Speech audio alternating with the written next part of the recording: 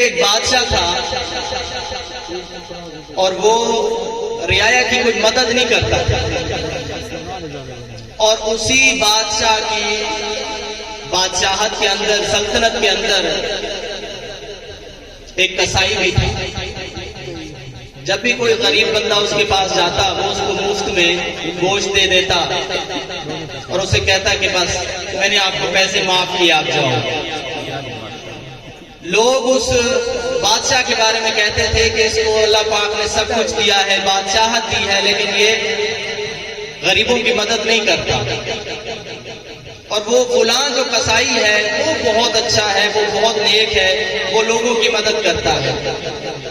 اللہ پاک کی کرنی ایسی ہوئی، موت پر حق ہے، وہ بادشاہ اس دنیا سے چلا گیا۔